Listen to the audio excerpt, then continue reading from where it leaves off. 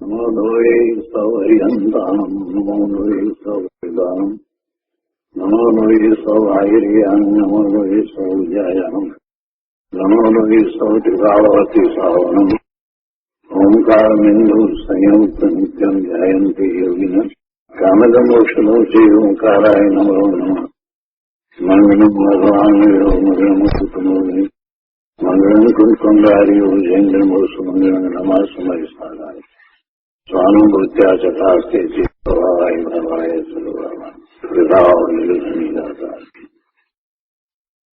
નિયમસાર ભગવાન કુંકુંડાચાર્ય રચિત નિયમસાર તથા મુનિવર પદ્મપ્રબંધારી દેવ રચિત તાત્પર્ય વૃત્તિ ટીકા એનો સ્વાધ્યાય ચાલે છે. એમાં 11મો અધિકાર નિશ્ચય પરમ આવશ્યક અધિકાર. આ અધિકારની ગાથા 157 સુધી આપણે સ્વાધ્યાય કર્યો છે. ગાથા 157 પછીથી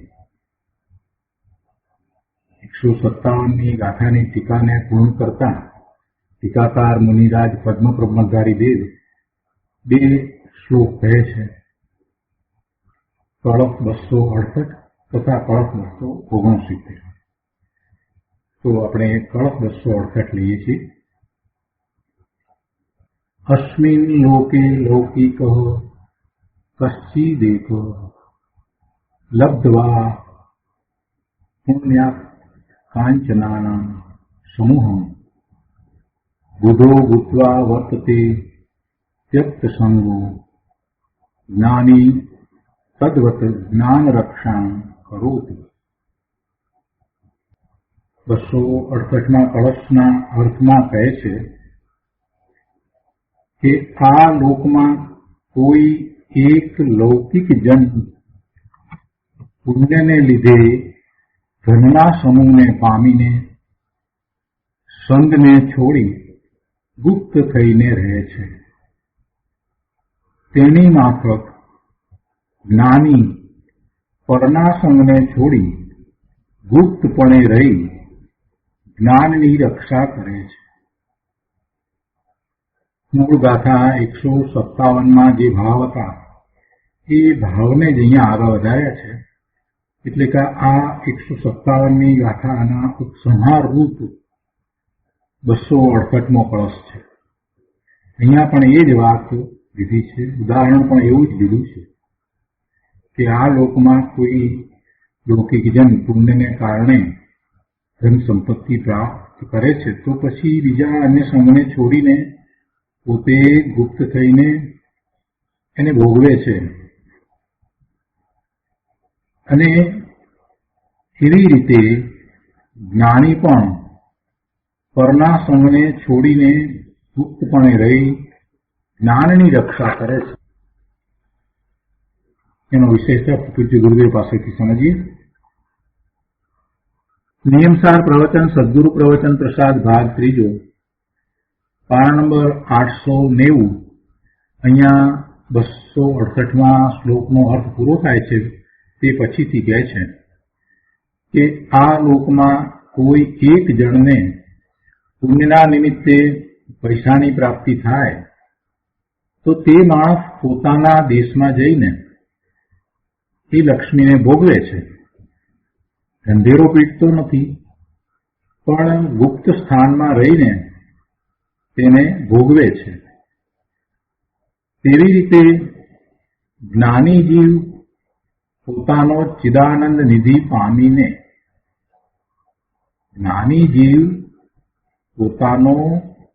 ચિત્ત આનંદ રૂપ નિધિ એને પામીને જ્ઞાનની રક્ષા કરે છે. પોતાના જ્ઞાન સ્વરૂપ ભગવાન આત્માને વિશે એકાગ્રતા કરે છે એમ એને જ્ઞાનની રક્ષા હોય છે. દેહ મન વાણી કે બહારના પૈસા આદિ પોતાની નિધિ નથી. એ કાંઈ પોતાની સંપત્તિ નથી. તેમજ આ પરલક્ષ્ય થતા શુભાશુભ ભાવ એ બંને વિકાર છે અને એ પણ કાંઈ પોતાની નિધિ નથી. જ્ઞાન અને આનંદરૂપ પોતાનો સ્વભાવ એ જ પોતાની નિધિ છે. હવે જ્યારે એને આ પોતાના જ્ઞાન આનંદ સ્વભાવની પ્રાપ્તિ કરી છે, એવો નિધિ એને પ્રાપ્ત થયો છે, તો એ પોતાના આવા જ્ઞાન આનંદના નિધિને એ ભોગવે છે, એટલે કે એ રૂપ થઈ જાય છે. પોતાના જ્ઞાન નિધિના શ્રદ્ધા જ્ઞાન કરી પોતાના જ્ઞાનની રક્ષા કરવી તે પોતાનો ધર્મ છે. એટલે કે પોતે અજ્ઞાન ભાવે ન થવું અને પોતે સદાય જ્ઞાન ભાવે રહેવું, એમ એ જ્ઞાનની રક્ષા કરે છે. એમ એ પોતાના જ્ઞાન આનંદ સ્વરૂપને ભોગવે છે અને એ જ પોતાનો ધર્મ છે. આગળ કહે છે, શરીર આદિ બાહ્ય પદાર્થનું રક્ષણ જીવ કરી શકતો નથી. આ જ્ઞાનની રક્ષા છે ને, એના વિશે થોડોક વિસ્તાર કરીને ગુરુદેવ સમજાવે છે કે આ શરીર તો ઉદ્ગળનો સ્કંદ છે અને એ જુદું દ્રવ્ય છે.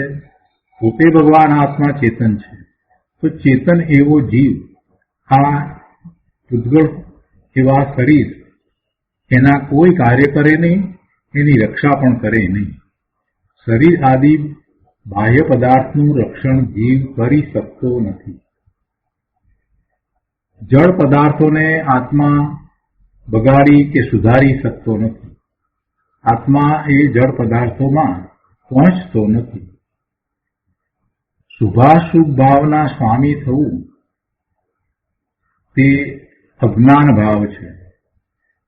આત્મા આ જળ પદાર્થોને બગાડી કે સુધારી શકતો નથી, પણ એવા એ ભાવ કરે છે કે આનું આમ કરું ને તેનું તેમ કરું, એટલે એવા શુભ કે અશુભ ભાવ એ કરે છે.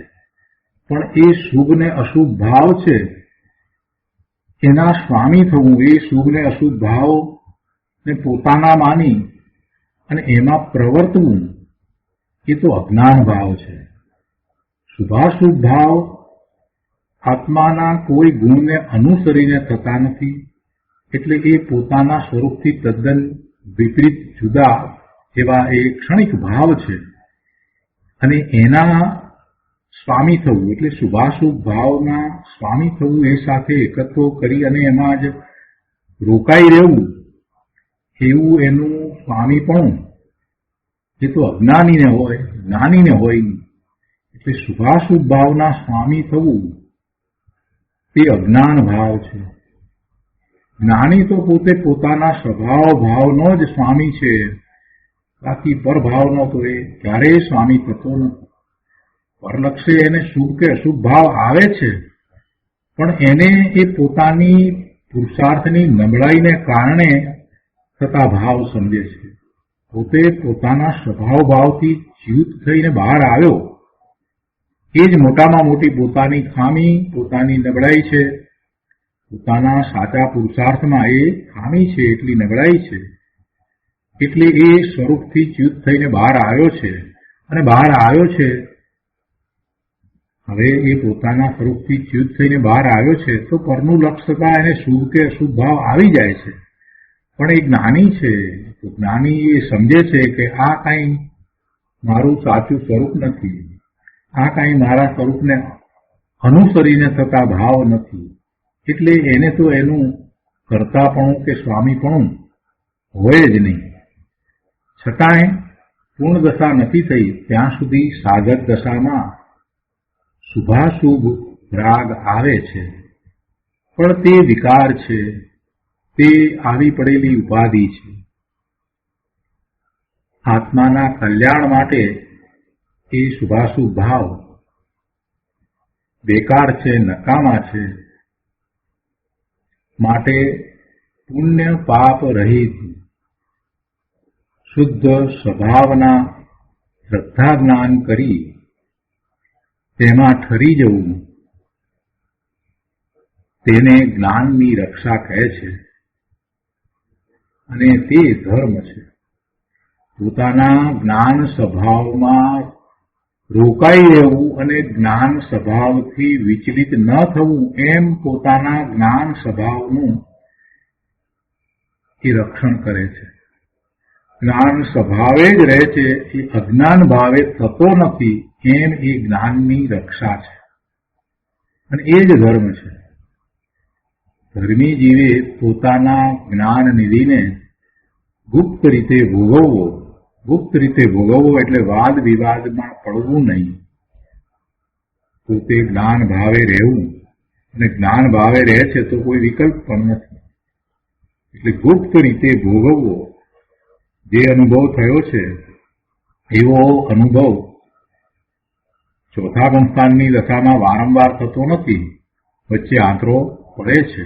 પાંચમા ગુણસ્થાને એના કરતા આંતરો ઓછો પડે છે, અને સાતમા છઠ્ઠા ગુણસ્થાનની ભૂમિકાની અંદર મુનિ વારંવાર પોતાના સ્વરૂપને સ્પર્શે છે. એમ એ એવા જ્ઞાન નિધિને પોતે ભોગવે છે. પણ જે જ્ઞાન નિધિને ભોગવે છે એ વાદ વિવાદમાં પડતા નથી. વાદ વિવાદમાં પડતા તો પોતાને વિકલ્પ થાય છે, અને વિકલ્પમાં રોકાઈ રહેતા પોતાની શાંતિ હણાઈ જાય છે. પોતાનો સાચો પુરુષાર્થ ઉપડતો નથી. અને એનો ઘણો વિસ્તાર અગાઉ આવી ગયો છે. હવે આ વાત થઈ છે અહીંયા, એટલે અહીં કોઈ પ્રશ્ન પૂછે કે ચડવા માટે પ્રથમ પગથિયા તો હોવા જોઈએ ને. એટલે એમ કે સીધે સીધા તો કઈ પોતાના સ્વરૂપમાં જવાતું નથી, તો પછી કંઈક એનો ક્રમ હોવો જોઈએ ને, એના પગથિયા કંઈક હોવા જોઈએ ને. એટલે કે પહેલા શુદ્ધ ભાવ હોય ને પછી આગળ એમાં વધતા વધતા શુદ્ધ ભાવ થઈ જાય, એવું કંઈક હોવું જોઈએ ને. ગુરુદેવ એનું સમાધાન આપતા કહે છે કે હું જ્ઞાન આનંદ છું, હું જ્ઞાન આનંદ છું એવી દ્રષ્ટિ કરવી તે જ પ્રથમ પગથિયું છે. સિદ્ધિ શરૂઆત પોતાથી જ થાય. પુરુષાર્થ પોતાને ઉપડ્યો છે, અને પુરુષાર્થ પોતાનો પુરુષાર્થ પોતાથી બહાર નથી. આ જીવ પોતાના અસંખ્ય પ્રદેશી ક્ષેત્રની બહાર કાંઈ કરવા માટે સમર્થ નથી. પોતાના અસંખ્ય પ્રદેશી ક્ષેત્ર, એ ક્ષેત્રમાં જ પોતે બધું કરે છે, એની બહાર પોતે કાંઈ કરી શકતો નથી. જેને આ વાત બેસી ગઈ છે એને પુરુષાર્થની દિશા મળી ગઈ છે. એટલે એ એમ જાણે છે કે પુરુષાર્થ તો બહારમાં ક્યાંય કરવાનો જ નથી. આખો પુરુષાર્થ સ્વલક્ષી છે. સ્વના લક્ષ્ય પોતાની અંદર જ આખો પુરુષાર્થ થાય છે. એટલે આત્મા સિવાય બહાર બીજે ક્યાંય પણ કોઈ પણ ક્રિયાઓ થતી દેખાય તો એમાં પોતાનો પુરુષાર્થ એ સમજે નહીં. શરીરની એવી ક્રિયાઓ બાહ્ય તપની થતી હોય તો એમાં એ પોતાનો પુરુષાર્થ ન સમજે. પોતાનો પુરુષાર્થ તો પોતાને વિશે જ હોય. આટલી વાત જેને બેસી ગઈ છે એને બહુ સહેલું છે. અને એને માટે તો માત્ર એટલી જ વાત રહી કે હું જ્ઞાન આનંદ છું એવી શ્રદ્ધા કરવી. હું જ્ઞાન આનંદ છું, પોતાના અસ્તિત્વને જ્ઞાન આનંદ રૂપે જ સ્વીકારવું. હું જ્ઞાન આનંદ છું, હું અનંત ગુણનો પિંડ એવો ભગવાન આત્મા છું, શુદ્ધ છું, અને મારું તો જ્ઞાન આનંદ સ્વરૂપ છે. એટલે પહેલી આવી શ્રદ્ધા કરવી એ જ પ્રથમ પગથિયું છે. હું જ્ઞાન આનંદ છું એવી દ્રષ્ટિ કરવી તે જ પ્રથમ પગથિયું છે. એવી શ્રદ્ધાથી જ ધર્મની શરૂઆત થાય છે. એ જ પહેલું પગથિયું છે. વ્યવહાર કરવો તે પ્રથમ પગથિયું નથી. નિશ્ચય વિના વ્યવહાર હોય પણ નહીં. લોકોને વ્યવહારની વ્યાખ્યાએ ખબર નથી ને એમ કહે છે કે પહેલા વ્યવહાર કરો ને પછી નિશ્ચય. પેલા ભગવાન પહેલા તું સમજતો કરો કે વ્યવહાર કોને કહેવાય. નિશ્ચય વિના કોઈ વ્યવહાર હોતો જ નથી. વ્યવહાર તો જે નથી એને આરોપ આપી અને કહેવામાં આવે છે. અને ક્યારે આરોપ અપાય કે મૂળ વસ્તુ હોય તો એનો આરોપ અપાય ને. એટલે નિશ્ચય છે, નિશ્ચય મોક્ષ માર્ગ છે, તો એનો આરોપ શુભભાવ ઉપર આપી અને શુભભાવને વ્યવહાર મોક્ષ માર્ગ કહેવાય. પણ નિશ્ચય જ નથી, નિશ્ચયનું ભાન જ નથી, તો એને વ્યવહાર કેવો? એટલે જે લોકો વ્યવહારને સમજ્યા નથી ને, એ લોકો સમજ્યા વગર એમ કહે છે કે પહેલા વ્યવહાર કરવો. વ્યવહાર કરવો તે પ્રથમ પગથિયું છે એમ કેટલાક લોકો કહે છે, પણ એ વાત બરાબર નથી. કેટલાક જીવો કહે છે કે પ્રથમ દેવ ગુરુ શાસ્ત્રને સાંભળે, તે પ્રત્યેનો શુભરાગ હોય અને પછી જીવ ધર્મ પામે. ગુરુદેવ કહે છે કે તો તે વાત ખોટી છે. કઈ વાત ખોટી છે? કે શુભરાગ કરે અને એથી પછી એ આગળ ધર્મ પામે. દેવ ગુરુ શાસ્ત્રને સાંભળે અને એમના પ્રત્યે શુભરાગ, એમના પ્રત્યેનો શુભરાગ કરવાથી એને ધર્મ થતો નથી. દેવ ગુરુ શાસ્ત્રને સાંભળે અને એમના પ્રત્યે શુભરાગ જે છે, અહોભાવ છે, એ તો પુણ્યબંધનું કારણ છે. એ ધર્મનું કારણ નથી, એ મુક્તિનું કારણ નથી, એ પોતાની શુદ્ધિની વૃદ્ધિનું કારણ નથી. એટલે ગુરુદેવ કહે છે કે એવો ધર્મ નથી, એમ ધર્મ પમાતો નથી. કોઈ એમ માને કે પહેલા દેવ ગુરુ શાસ્ત્રને સાંભળે અને પછી એમના પ્રત્યેનો શુભરાગ હોય, દેવ પ્રત્યે, ગુરુ પ્રત્યે કે શાસ્ત્ર પ્રત્યે શુભરાગ હોય અને પછી જીવ ધર્મ પામે, તો તે વાત ખોટી છે. શુભરાગથી ધર્મ પમાતો નથી. દેવ પ્રત્યેનો, ગુરુ પ્રત્યેનો કે શાસ્ત્ર પ્રત્યેનો એવો અહોભાવ કે એમના પ્રત્યેનો શુભરાગ હોય, પણ એ શુભરાગ ધર્મ પામવાનું કારણ નથી, પરંતુ દેવ ગુરુ શાસ્ત્રો દ્વારા, સાક્ષાત દેવ દ્વારા, જીનેશ્વર ભગવાન દ્વારા, એમની વાણી દ્વારા, કે એ જીનવાણી જેમણે આત્મસાત કરી છે એવા નિર્ગ્રંથ ગુરુ દ્વારા એ જીનવાણીને, જીનેશ્વર ભગવાનની વાણીને એ પ્રાપ્ત કરે, કે એ એવા ગુરુ દ્વારા, આચાર્ય દ્વારા જે જીનવાણીને શાસ્ત્રનું રૂપ આપવામાં આવ્યું છે, તો એને વાંચીને એને એ પ્રાપ્ત કરે, એને સમજે, એનો સ્વીકાર કરે. જીનવાણીમાં જે વાત આવી છે, જે જ્ઞાન પ્રકાશ્યું છે, એને પહેલા વાંચે, વિચારે, સમજે, સાંભળે, એને આત્મસાત કરે અને એને પોતાની ઉપર લાગુ પાડે. જ્યાં જ્યાં આત્માની વાત આવતી હોય ત્યાં ત્યાં એ પોતાને ત્યાં રાખે કે આ મારી વાત, હું આવો, હું આવો, હું આવો. આત્માના સ્વરૂપની વાત હોય તો મારું સ્વરૂપ આવું, મારું સ્વરૂપ આ રીતે. આત્માના પરિણમનની વાત હોય તો મારું પરિણમન આવું. એ રીતે આખી વાતને જ્યારે એ પોતાની ઉપર ઉતારે ત્યારે એ સ્વ તરફ વળે છે અને પછી પોતાના સ્વરૂપનો એવો જ સ્વીકાર કરે જેવું જીનવાણીમાં આવ્યું કે હું જ્ઞાન આનંદ છું. એવું જ પોતાનું અસ્તિત્વ સ્વીકારી લે. હું જ્ઞાન આનંદ સિવાય બીજું કાંઈ નથી. મારું સ્વરૂપ તો જ્ઞાન આનંદ સ્વરૂપ છે. સુખ શાંતિ નિર્મળતા રૂપ મારું સ્વરૂપ છે, એથી બીજું કાંઈ નથી. એમ એ દ્રઢતા કરતો જાય.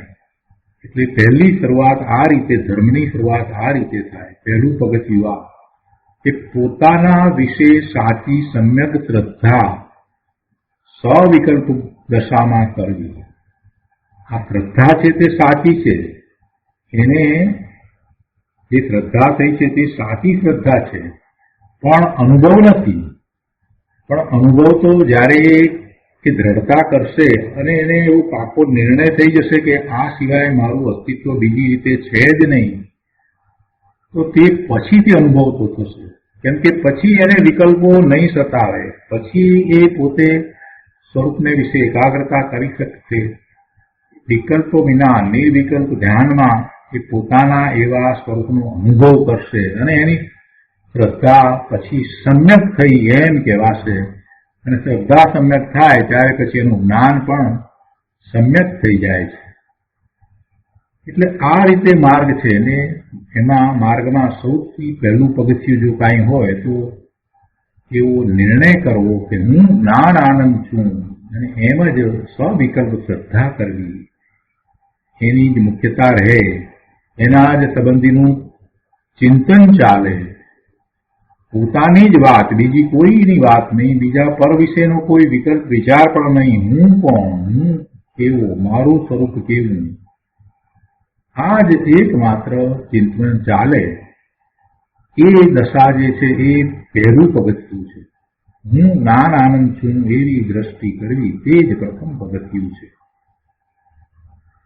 પોતાના નિશ્ચય સ્વભાવના ભાન વિના શુભ રાગથી કાંઈ ધર્મ થતો નથી, અને જ્યાં સુધી નિશ્ચય સ્વભાવને જાણ્યો નથી, એટલે કે પોતાના સ્વભાવનો અનુભવ થયો નથી, ત્યાં સુધી જે શુભ રાગ છે એને વ્યવહાર પણ કહેવાતો નથી. એ શુભ રાગ વ્યવહાર નામ પામતો નથી. અધૂરી દશામાં શુભ રાગ આવે છે, પણ તે પુણ્યબંધનું કારણ છે, એ મુક્તિનું કારણ નથી, એ ધર્મનું કારણ નથી. ટીકાકાર મુનિરાજ કહે છે કે હો જીવો, પોતાના જ્ઞાન સ્વભાવની રુચિ કરો. કહો જીવો, પોતાના જ્ઞાન સ્વભાવની રુચિ કરો. પરની રુચિ તો અનાદિની છે, ને આ જીવને પરની રુચિ અનાદિની રહી છે. હવે કહે છે કે પોતાના સ્વરૂપને જાણીને પોતાના જ્ઞાન સ્વભાવની રુચિ કરો. સૌથી પહેલું આ જ કરવા જેવું છે. જ્ઞાતા દ્રષ્ટામાં એકાગ્ર થવું તે પોતાનું કાર્ય છે. રાગ આવે છે, પણ તેની મુખ્યતા નથી.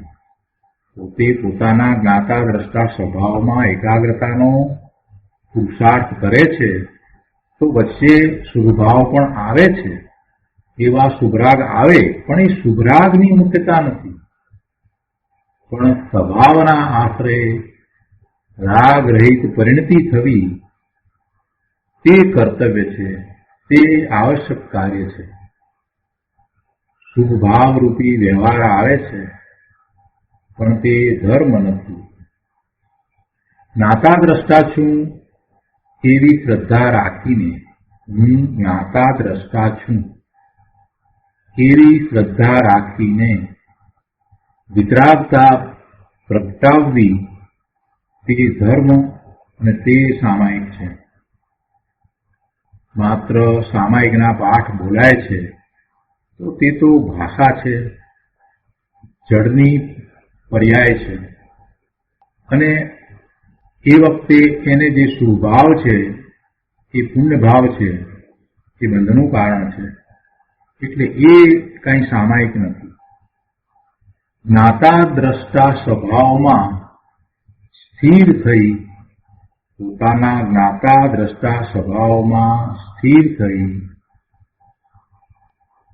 વિકલ્પ રહિત દશામાં રહી જવું એ જ સાચું સામાયિક છે, એ જ સંવર છે, અને એ જ આવશ્યક કાર્ય છે.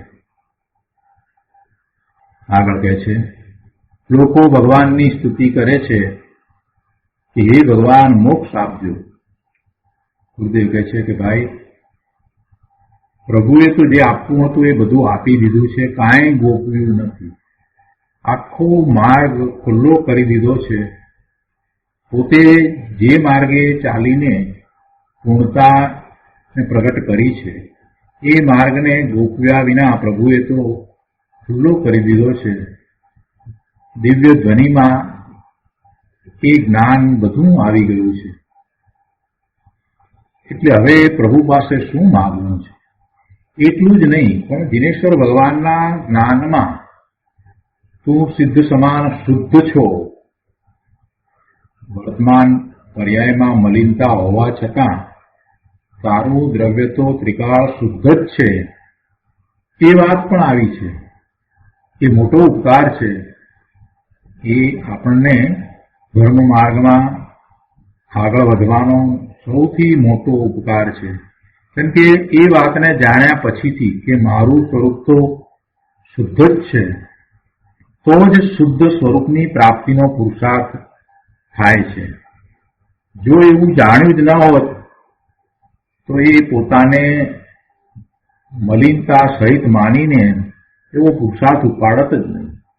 જેને એ વાત સમજાઈ ગઈ છે કે આ મલિનતા છે, કર્મની મલિનતા છે, આ વિભાવ ભાવની મલિનતા છે, એ બધું ક્ષણિક છે અને એ કાંઈ મારા શુદ્ધ સ્વરૂપમાં પ્રવેશ્યું નથી, એટલે મારું શુદ્ધ સ્વરૂપ તો એવું ને એવું જ રહ્યું છે, તો હું એને પ્રગટ કરી શકું છું.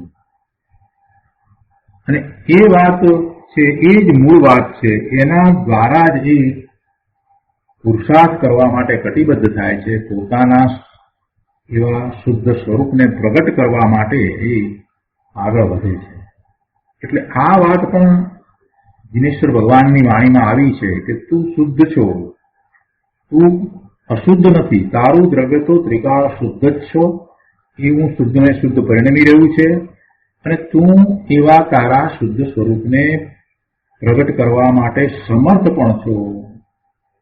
આટલી બધી વાત પ્રભુએ આપણને કરી દીધી છે. આ પ્રભુનો મહા ઉપકાર છે. એટલે પ્રભુએ જે આપવાનું હતું, દિનેશ્વર પરમેશ્વરે જે કંઈ આપવાનું હતું, તે બધું આપણને આપી દીધું છે. હવે એમની પાસે આપણે શું માગવું છે? છતાંય કેટલાક લોકો ભગવાનની સ્તુતિ કરે છે અને કહે છે કે ભગવાન મોક્ષ આપજો. અરે પ્રભુએ આપ્યું છે એને તો તું પકડતો નથી, એનો અભ્યાસ કરતો નથી, એમાં વિશ્વાસ કરતો નથી, એની શ્રદ્ધા લાવતો નથી કે તું સિદ્ધ સમાન પોતે છો, તારો પુરુષાર્થ તારી અંદર જ થાય, એને તો તું ગ્રહતો નથી. એ વાતને પકડને, એ વાતને ગ્રહીને આગળ વધને, એ તો તું કરતો નથી. તું મુક્ત સ્વરૂપ જ છો, તારો મોક્ષ તારાથી જુદો નથી, કોઈ બીજો તને મોક્ષ આપે એમ તો છે જ નહીં. પણ આ બધું ક્યાં આવ્યું? એ બધું પ્રભુની વાણીમાં આવ્યું. પ્રભુની વાણીને સાંભળવી નથી, સમજવી નથી, કે શાસ્ત્ર દ્વારા વાંચવી નથી, વિચારવી નથી, અને બસ જઈને એમ કહેવું છે કે પ્રભુ મને મોક્ષ આપજો. ગાંડો થયો છે કે શું? આ તો એવું થયું કે સ્કૂલમાં ભણે, કાંઈ ભણવું કરવું કાંઈ નહીં, પુસ્તક વાંચવા નહીં, હોમવર્ક કરવું નહીં, એને શિક્ષક પાસે જઈને એમ કહેવું કે મને પાસ કરજો. પાસ કરવાનું આટલું બધું મટીરિયલ શિક્ષકે આપ્યું, શિક્ષકે શીખવાડ્યું, વારંવાર શીખવાડ્યું, એમાંનું કાંઈ તું કરતો નથી, પ્રમાદી થઈને રહ્યો છો, અને પછી પાછો જઈને એમ કહે છે કે મને પાસ કરજો. એના જેવી વાત થઈ, પ્રભુ મને મોક્ષ આપજો. અરે ભાઈ, તારું મોક્ષ તારી પાસે છે, અને પ્રભુએ જે આપ્યું છે એને જરાક ફરીથી જોતો કરો, પાછો વળીને વિચાર તો કર કે પ્રભુએ તને કેટલું આપ્યું છે. પ્રભુએ દિવ્ય ધ્વનિ દ્વારા જે આપ્યું છે એમાંથી તો 12 અંગ અને 14 પૂર્વના જ્ઞાનની રચના ગણધર ભગવાને કરી છે. આટલું જ્ઞાન, અગાધ જ્ઞાન, કોઈ વસ્તુ બાકી રહી નથી, એટલું જ્ઞાન પડ્યું છે. અને એવા આગમોનો તું અભ્યાસ કરતો નથી, સમજવાનો પ્રયત્ન કરતો નથી, અને પાછો ભગવાન પાસે જઈને કહે છે કે ભગવાન મને મોક્ષ આપજો. પણ તારો મોક્ષ ભગવાન પાસે નથી, તારો મોક્ષ તારા આત્મ ભગવાન પાસે છે. તું પરમાત્મા સ્વરૂપ છો અને તારો મોક્ષ તારી પાસે જ છે. તારી મુક્તિની પર્યાય તું પોતે પ્રગટ કરી શકે, બીજા કોઈ તારી અંદર ફેરફાર કરીને તારી મોક્ષની પર્યાય કરી આપે એમ શક્ય જ નથી. માટે ચિદાનંદ સ્વભાવમાં લીન થવું તે સાચી સ્તુતિ છે. ચિદાનંદ સ્વભાવમાં લીન થવું તે સાચી સ્તુતિ છે. વચ્ચે જેમણે આ જ્ઞાન આપ્યું છે એવા દિનેશ્વર પરમેશ્વર પ્રત્યે, કેવા સદગુરુ પ્રત્યે, કેવા શાસ્ત્ર પ્રત્યે અહોભાવ આવી જાય, પણ એ અહોભાવ આવે ત્યારે પણ એમાં જે તત્વો આવ્યું છે, એમાં જે જ્ઞાન પ્રકાશ આવ્યો છે, એનો તો સ્વીકાર સદાય રહેવો જ જોઈએ. એટલે એનો સ્વીકાર એટલે શું? એનો સ્વીકાર એટલે પોતાના ચિદાનંદ જ્ઞાન સ્વભાવમાં લીન થવું, અને એ જ સાચી સ્તુતિ છે, અને એ જ સાચી આવશ્યક ક્રિયા છે. આ રીતે આવશ્યક ક્રિયા પોતાના ચિદાનંદ આત્માના આશ્રયે થાય છે. તેથી ધર્મી જીવોએ બીજાની સાથે કાંઈ વાદ વિવાદમાં ઉતરવા જેવું નથી, કોઈ વિકલ્પમાં રાજવા જેવું નથી, પણ પોતાના જ્ઞાન આનંદ સ્વભાવની રક્ષા કરવી. ધર્મી જીવ કોને કહ્યું? ધર્મી જીવ તો જે સમ્યક દ્રષ્ટિ છે, જેને પોતાના સ્વરૂપનો અનુભવ થયો છે, એ ધર્મી જીવ છે. અને એવો ધર્મી જીવ એક વખત પોતાના સ્વરૂપનો અનુભવ કર્યા પછીથી, એવી નિધિને પ્રાપ્ત કર્યા પછીથી, એક વખત અનુભવ થાય છે એ વખતે એને પોતાનો જ્ઞાન આનંદનો નિધિ પ્રાપ્ત થઈ જાય છે. તો એવા નિધિને પ્રાપ્ત કર્યા પછીથી એ હવે વાદ વિવાદમાં ઉતરતો નથી અને માત્ર પોતાના જ્ઞાન સ્વરૂપમાં જ એકાગ્રતાનો પુરુષાર્થ કરે છે. એની જ ભાવના ભાવે છે. એમ એ પોતાના સ્વભાવની રક્ષા કરે છે, પોતાના જ્ઞાન આનંદ સ્વભાવની રક્ષા કરે છે. તો એ રીતે 268મો કળશ અહીંયા પૂરો થાય છે. તે પછીથી મુનિરાજ બીજો કળશ 269મો કળશ કહે છે. त्यक्त्वा संगम जनन मरण आतंक हेतु समस्तम भूत्वा उद्गया हृदय कमले पूर्ण वैराग्य भावम स्थित्वा सप्तया सहज परम आनंद निर्व्यग्र रूपे क्षीणे मोहे तृणम इव सदा लोकम आलोक्ययाम. 269માં કળશના અર્થમાં કહે છે કે જન્મ મરણરૂપ રોગના હેતુભૂત સમસ્ત સંઘને છોડીને એવો સંઘ કે જેના દ્વારા જન્મ મરણ અને રોગની પ્રાપ્તિ થાય, આ શરીરની પ્રાપ્તિ થાય. જન્મ થાય અને મરણ થાય એટલે શરીર એને મળે છે અને એ શરીરમાં રોગ પણ હોય, દેવનું હોય તો ન હોય, પણ બાકી તો રોગ પણ હોય. એટલે જન્મ મરણ રૂપ અને રોગ એના કારણભૂત જે સંગ છે એને છોડીને, એટલે કે સર્વ પ્રકારના વિભાવ ભાવો, વિકારી ભાવો, શુભાશુભ ભાવો એ બધાને છોડીને, કેમ કે એ ભાવો એનો સંગ કરતા, એ ભાવે થતા, શુભાશુભ ભાવે થતા, શુભાશુભ ભાવનો સંગ કરતા એને આ જન્મ મરણ થાય છે. કોઈ પર પદાર્થનો સંગ કરવાથી એને જન્મ મરણ થાય છે એમ નથી, પણ પર પદાર્થમાં એકત્વ મમત્વના જે ભાવ કરે છે એ એને સંસારનું કારણ છે. પર પદાર્થ એની આસપાસમાં રહ્યા છે તો એ એને કઈ શુભાશુભ ભાવ કરાવતા નથી. એ જાતે એનું લક્ષ કરીને શુભાશુભ ભાવે થાય છે. આ જ અનાદિનો કરતો આવ્યો છે. એટલે એને આમ પરનો સંગ છે. પરનો સંગ છે એટલે કઈ રીતે પરનો સંગ છે કે પર તરફ જ એનું વલણ રહ્યું છે, પરમાં જ એ સુખ શોધી રહ્યો છે. પર દ્વારા એને હિત થાય છે અથવા અહિત થાય છે એવી એની કુબુદ્ધિ છે. પર દ્વારા એને લાભ પણ થતો નથી, પર દ્વારા એને નુકસાન પણ થતું નથી. પરમાં રહ્યું કે તને કાંઈ કરતું નથી એ વાત તું નથી સમજ્યો, માટે તને એમ થયા કરે છે કે પરમાં કે મને કાંઈક મળે અથવા તો પરના કાર્યો હું કરું અથવા તો પર દ્વારા હું સુખની પ્રાપ્તિ કરું. આવી ઊંધી માન્યતાઓ છે. એટલે એનો જ સંગ રહ્યો છે અને એનો સંગ કરતા જન્મ મરણ સિવાય બીજું કાંઈ પ્રાપ્ત થતું નથી. રોગ દુઃખ વ્યગ્રતા ઉપાધિ આકુળતા એના સિવાય બીજું કાંઈ પ્રાપ્ત થતું નથી. એટલે કહે છે કે જન્મ મરણ રૂપ રોગના હેતુભૂત સમસ્ત સંગને છોડીને શું કરવું હવે?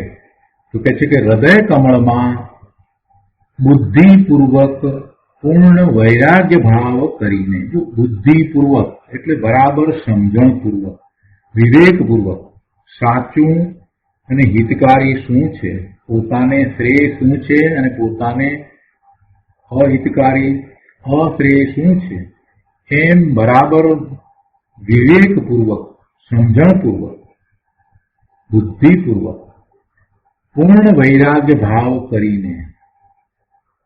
પૂર્ણ વૈરાગ્ય ભાવ તો જ્યારે જ્ઞાન થાય ત્યારે જ થાય.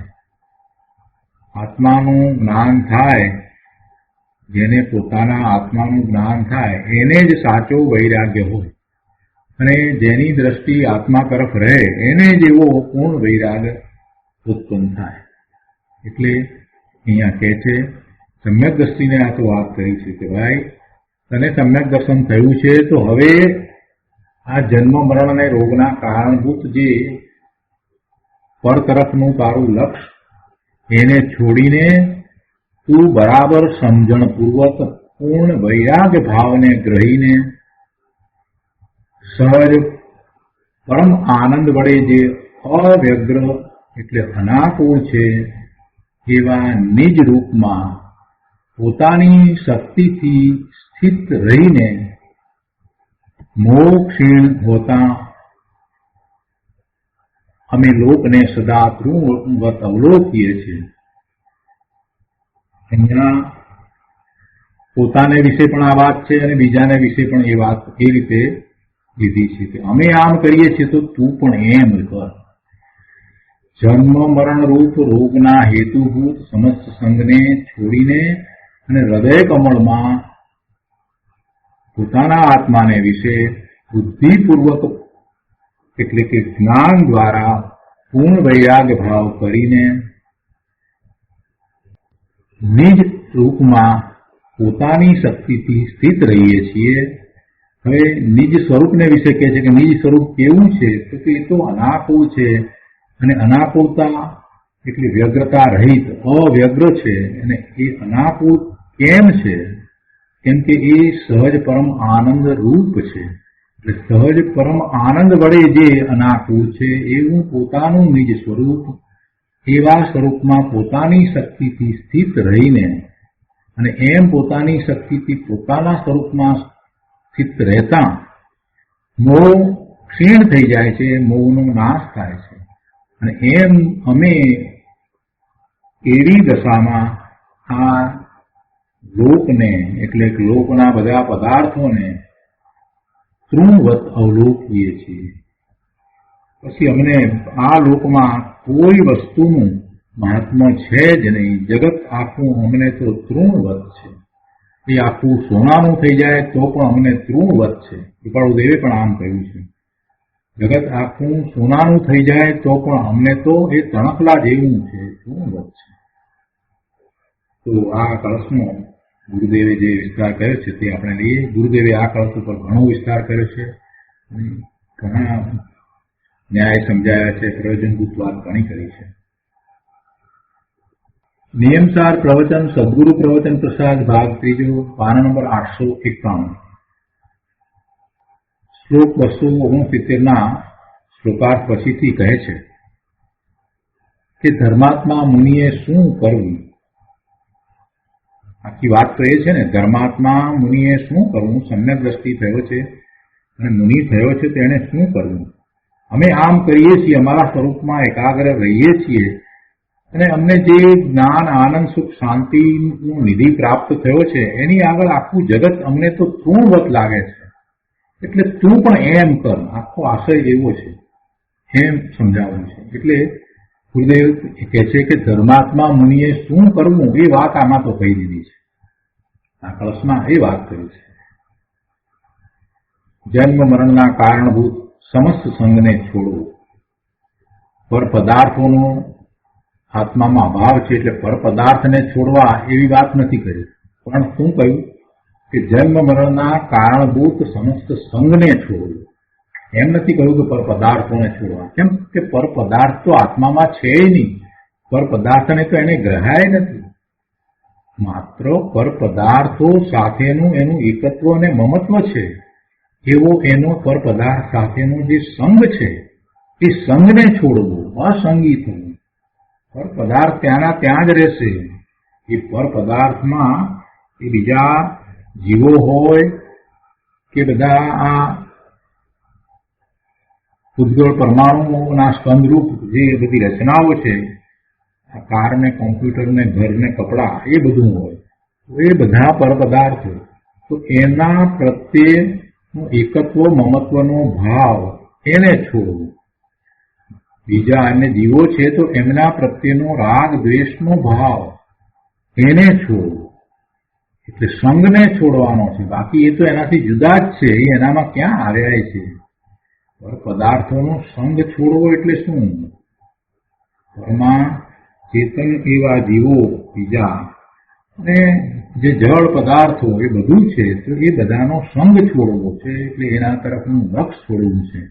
કેમ કે પર પદાર્થોનો તો આત્મામાં અભાવ છે. પર પદાર્થો આત્મામાં બેઠા નથી, અંદર ઘૂસ્યા નથી. પર પદાર્થોને તો આત્માએ કદી પણ ગ્રહણ કર્યા નથી, તો પછી કેવી રીતે છોડવા? પર પદાર્થથી રહિત, પુણ્ય પાપથી રહિત આત્મા શુદ્ધ ચિદાનંદ અસંગ તત્વ છે. એમાં કોઈ પર પદાર્થ પણ નથી, અને પર પદાર્થને લક્ષ્ય થતા શુભાશુભ ભાવ જે પુણ્ય અને પાપનું કારણ છે, એવા બંધનું કારણ છે, એ પણ આત્મામાં તો છે જ નહીં. આત્મા તો એ બધાથી રહિત શુદ્ધ જ્ઞાન આનંદ રૂપ છે, એવું એ તત્વ છે. જીવ તત્વ છે ને, એવું એ જીવ તત્વ છે. તો એમ એવો વિચાર કરી, એને સમજી અને એવું એનું શ્રદ્ધાન કરીને, એટલે કે આત્માનું આ પ્રકારે શ્રદ્ધાન અને જ્ઞાન કરી અને એ બધાથી પોતે જુદો છે એમ એ પર પદાર્થોનું લક્ષ્ય છોડવું, અને એમ કરતા, એવા શ્રદ્ધા જ્ઞાન કરતા એને વિતરાગતા થાય છે. એટલે ગુરુદેવ અહીંયા કહે છે કે પર પદાર્થથી રહિત, પુણ્ય પાપથી રહિત આત્મા શુદ્ધ ચિદાનંદ અસંગ તત્વ છે. એમ આત્માના શ્રદ્ધા જ્ઞાન કરી વિતરાગતા ઉત્પન્ન કરે છે, ત્યારે રાગ દ્વેષની ઉત્પત્તિ થતી નથી. એટલે પર સંગ છોડ્યો એમ કથન કરવામાં આવે છે. પર પદાર્થની અવસ્થા બદલાય છે, તો એ પણ એના કારણે બદલાય છે. એ પર પદાર્થમાં જે ફેરફાર થાય છે એ બધું એના કારણે થાય છે.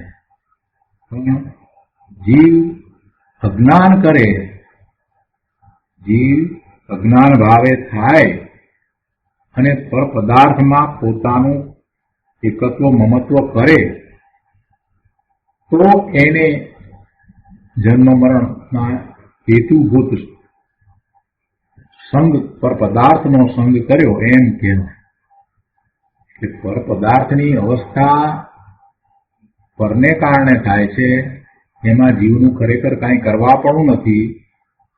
તે છતાંય જીવ અજ્ઞાનને કારણે એમાં કર્તા બુદ્ધિ સ્થાપે છે, એમાં ઇષ્ટ અનિષ્ટપણાની બુદ્ધિ સ્થાપે છે, તો એને આશ્રમ અને બંધ થાય છે, તો જન્મ મરણનું કારણ ઊભું થાય છે. પણ એ પર પદાર્થોનું લક્ષ છોડે છે અને એમ એનો સંગ છોડે છે, તો પછી એને જન્મ મરણના હેતુભૂત હવે કાંઈ બાકી રહેતું નથી.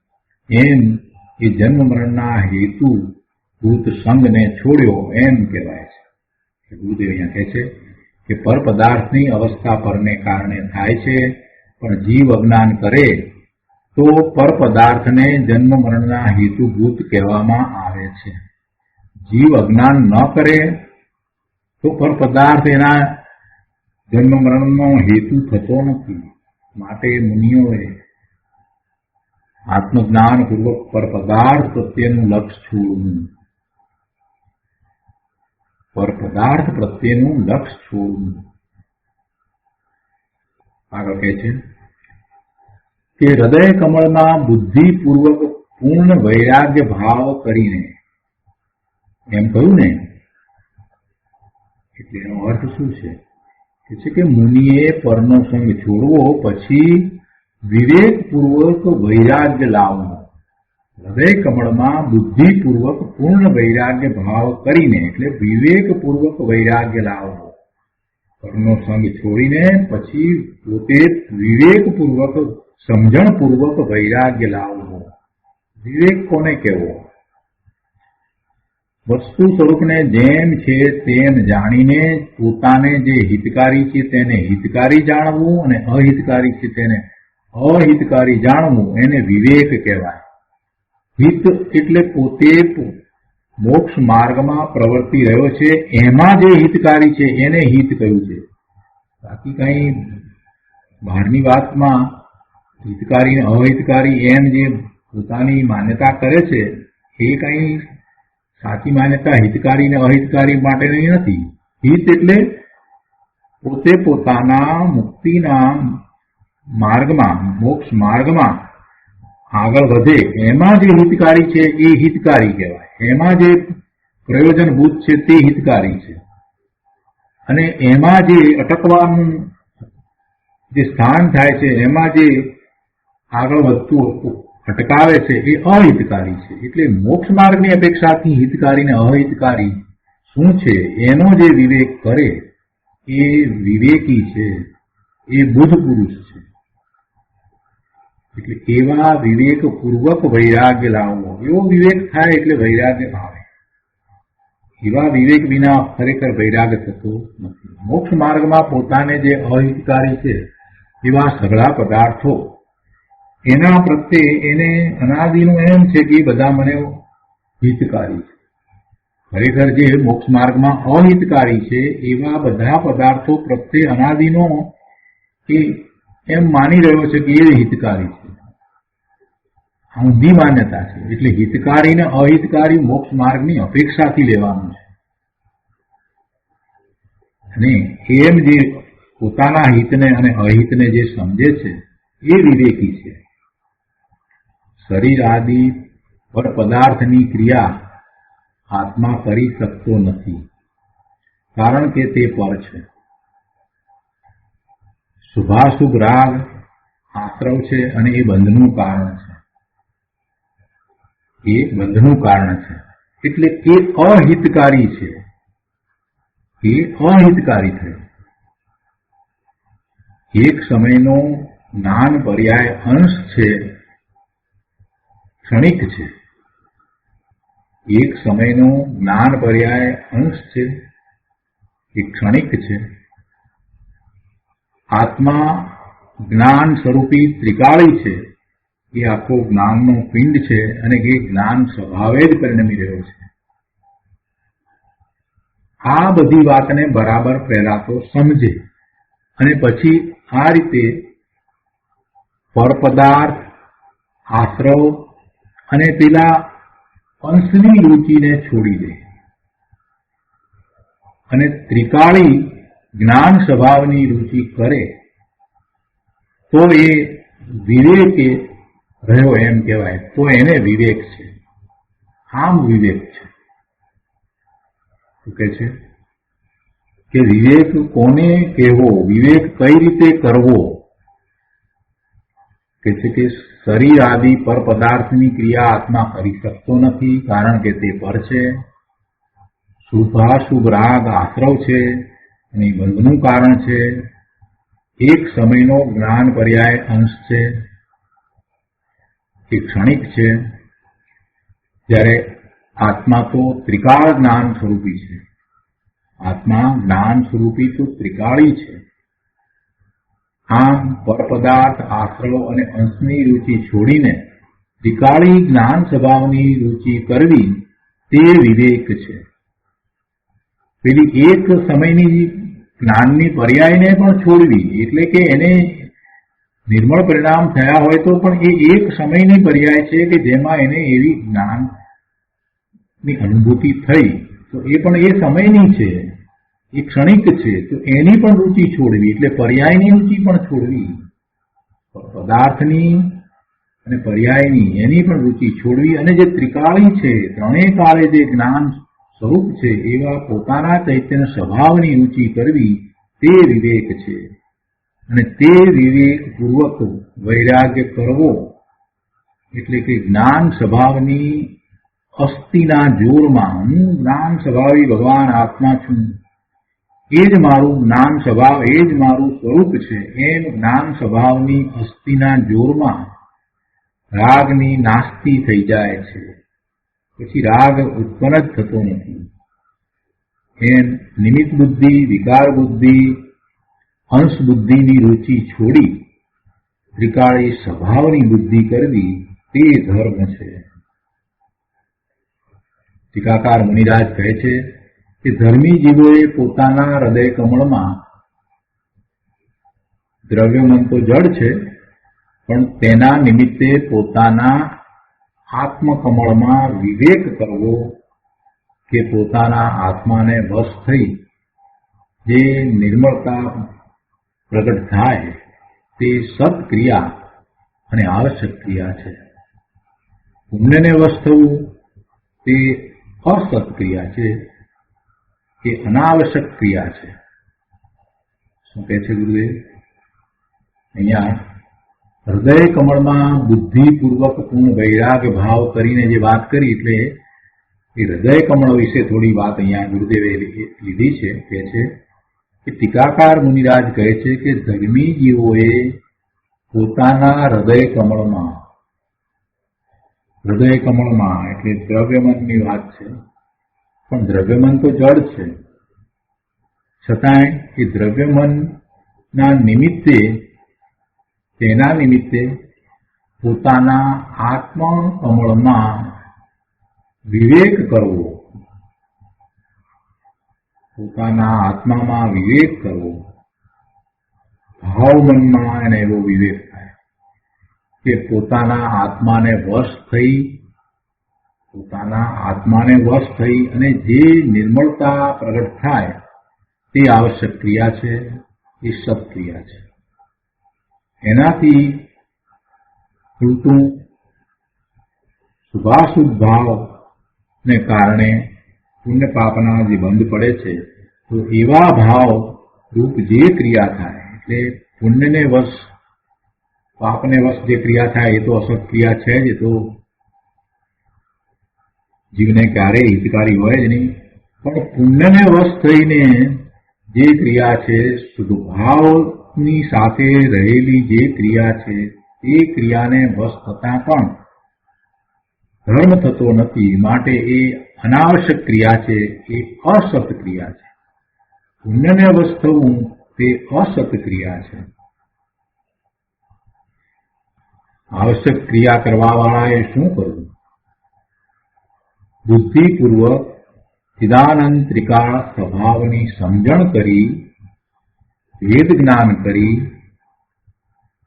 બુદ્ધિપૂર્વક લીધું છે ને, એટલે તો સ્વવિકલ્પ દશામાં એવો નિર્ણય કરી અને આગળ વધવાની વાત લીધી. સમજણપૂર્વક, બુદ્ધિપૂર્વકનો અર્થ લીધો છે ને અહીંયા, એટલે કે છે બુદ્ધિપૂર્વક ચિદાનંદ ત્રિકાળ સ્વભાવની સમજણ કરી, ભેદ જ્ઞાન કરી, પોતાથી બીજું બધું જુદું છે, પોતાની જ મુખ્યતા કરવી એવું ભેદ જ્ઞાન કરી, રુચિ વધારી, સ્વની રુચિ વધારી, વૈરાગ્ય ભાવ લાવવો. શું કહ્યું? પદ્ધતિ બતાવી દીધી કે બુદ્ધિપૂર્વક ચિદાનંદ ત્રિકાળ સ્વભાવની સમજણ કરી, ભેદ જ્ઞાન કરી અને એવા ત્રિકાળ સ્વભાવની રુચિ કરી, એની રુચિ વધારી, ત્રિકાળી સ્વભાવની રુચિ વધારી, એની સમજણ કરવી પહેલા, એની રુચિ કરવી, એની રુચિ વધારી અને વૈરાગ્ય ભાવ લાવવો. ત્રિકાળી સ્વભાવના ભાન વિના વૈરાગ્ય સાચો હોતો નથી.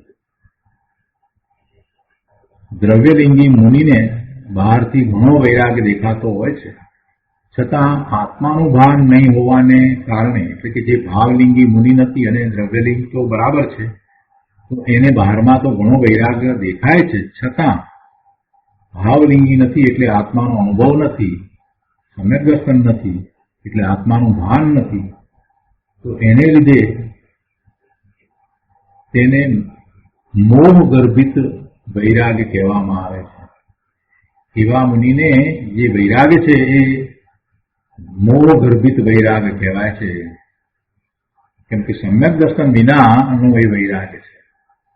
અને એવા વૈરાગ્યનો અહીંયા નિષેધ કર્યો છે. અહીંયા તો જ્ઞાન સહિતના વૈરાગ્યની વાત કરી છે, સમ્યક દર્શન થયું છે, અનુભૂતિ થઈ છે, અને જે વૈરાગ્ય છે તે સાચો વૈરાગ્ય છે, ત્રિકાળી સ્વભાવના ભાનપૂર્વકનો વૈરાગ્ય, એ સાચો વૈરાગ્ય છે. એટલે બુદ્ધિપૂર્વક, વિવેકપૂર્વક વૈરાગ લાવો એમ કહે છે. આગળ કહે છે, હું જ્ઞાન સ્વભાવી આત્મા છું એવું જ્ઞાન તે અસ્થિ ધર્મ અને રાગનો અભાવ થવો તે નાસ્તિ ધર્મ એમ બંને ધર્મ આવી જાય છે. જ્યારે પોતે પોતાના સ્વભાવ તરફ વળે છે, એકાગ્રતા કરે છે, તો હું જ્ઞાન સ્વભાવી આત્મા છું એવું જ્ઞાન એટલે પોતાના અસ્તિત્વને જ્ઞાન સ્વભાવે જ દ્રઢ કરવું અને એવો જ પછી અનુભવ કરવો, એવો અસ્થિરૂપ ધર્મ અને એવા અસ્થિરૂપની સાથે રાગના અભાવરૂપ નાસ્તિ ધર્મ એ બંને સાથે જ આવી જાય છે. રાગનો અભાવ કઈ જુદો થાય છે એમ નથી. પોતાના જ્ઞાન સ્વભાવનો સ્વીકાર થતા રાગનો અભાવ થાય છે. એ કરવો પડતો નથી. રાગનો અભાવ કરવો પડતો નથી. સ્વભાવ ભાવે થતા રાગ ઉત્પન્ન જ થતો નથી. એટલે કે રાગનો અભાવ સહજ છે. રાગનો અભાવ સહજ થઈ જાય છે. અજ્ઞાની જીવની ક્રિયા સાચી નથી. અજ્ઞાની જીવની ક્રિયા સાચી નથી. તે શુદ્ભાવ રૂપ છે. એ પુણ્ય બંધનું કારણ છે. એ પુણ્ય આશ્રવ છે. તે બંધની અસત ક્રિયા છે. એટલે એ બંધની ક્રિયા છે, માટે એને અસત ક્રિયા કહી છે. એ મુક્તિની ક્રિયા નથી. એ આવશ્યક ક્રિયા નથી. એ અનાવશ્યક ક્રિયા છે. આવશ્યક ક્રિયા તો ચિદાનંદ ભગવાન આત્માના આશ્રય જ થાય. એટલે અજ્ઞાની જીવ જેને આત્માનો આશ્રય નથી એની જે ક્રિયા છે એ ક્રિયા શુભાવ છે, તો પુણ્ય આશ્રય છે, બંધનું કારણ છે, પણ એ આવશ્યક ક્રિયા નથી. ચિદાનંદ આત્માના આશ્રય શાંતિ ઉત્પન્ન થાય છે અને અશાંતિ ઉત્પન્ન થતી નથી. તેને આવશ્યક ક્રિયા કહે છે. આગળ કહે છે, બુદ્ધિપૂર્વક વૈરાગ્ય લાવીને મુનિઓ શું કરે છે? સહજ પરમ આનંદ વડે જે અવ્યગ્ર અનાકુળ છે એવા નિજરૂપમાં પોતાની શક્તિથી સ્થિત રહીને મોહ ક્ષીણ હોતા પોતાના જ્ઞાન આનંદ નિજરૂપમાં મુનિઓ સ્થિત રહે છે. પહેલા તો નિજરૂપમાં રહેવાની વાત કરી છે. તો નિજરૂપ કેવું છે? કેવું છે નિજરૂપ? શરીર નહીં, પુણ્ય નહીં, એક સમયની પ્રગટ પર્યાયની પણ રુચિ નહીં. કેમ કે મોક્ષ માર્ગમાંથી મોક્ષ માર્ગ આવતો નથી. એક સમયની નિર્મળ પર્યાય, વિતરાગી પર્યાય, મોક્ષ માર્ગની પર્યાય, એમાંથી બીજી નવી વિતરાગી પર્યાય, મોક્ષ માર્ગની પર્યાય આવતી નથી. એટલે એ પણ નહીં, એની પણ રુચિ નહીં. શરીર નહીં, પુણ્ય નહીં, એક સમયની પ્રગટ પર્યાયની પણ રુચિ નહીં. કેમ કે મોક્ષ માર્ગમાંથી મોક્ષ માર્ગ આવતો નથી અને વૃદ્ધિ પામતો નથી. પણ ત્રિકાળી ચિદાનંદ સ્વભાવના આશ્રય વૃદ્ધિ પામે છે. એટલે એના આશ્રય ત્રિકાળી ચિદાનંદ સ્વભાવના આશ્રય મુનિઓ અનાકુળ સહજ પરમ આનંદને ભોગવે છે. અશુભથી બચવા 5 મહાવ્રત આદિના શુભભાવ આવે છે. હું સામાયિક કરું, વચખાણ કરું એવા વિકલ્પો આવે છે. પણ તે સ્વભાવની શાંતિ માટે નિરર્થક છે, એ નકામા છે. એવા ભાવ આવે છે, પણ છતાંય એ સ્વભાવની શાંતિ એટલે ધર્મ માટે મોક્ષ માર્ગમાં એ કામના નથી. છતાં એ હોય છે. જે મોક્ષ માર્ગમાં છે એને એવા શુભભાવ હોય છે અને એને ઉપચારથી વ્યવહાર મોક્ષ માર્ગ પણ કહેવામાં આવે છે. પણ એ સ્વભાવની શાંતિ દેનારા નથી. કારણ કે શુભભાવ છે તે પણ વ્યગ્રતા છે, આકુરતા છે, ખેદ છે અને એ આશ્રવ છે, ઝેર છે અને શાંત ભાવનું ખૂન કરનારા છે. તેનાથી અનાકુળ દશાની પ્રાપ્તિ થતી નથી. તો આજનો સ્વાધ્યાય અહીંયા સુધી રાખીએ છીએ. વધુ વિસ્તાર આપણે આવતી વખતે લઈશું. હવે સુખધામ બોલીએ. સુખધામ અનંત સુસંત ચરી દિન રાત રહે તદ ધ્યાન મહી પ્રશાંતિ અનંત સુધામય છે પ્રણમુ પદતે વરતે જયતે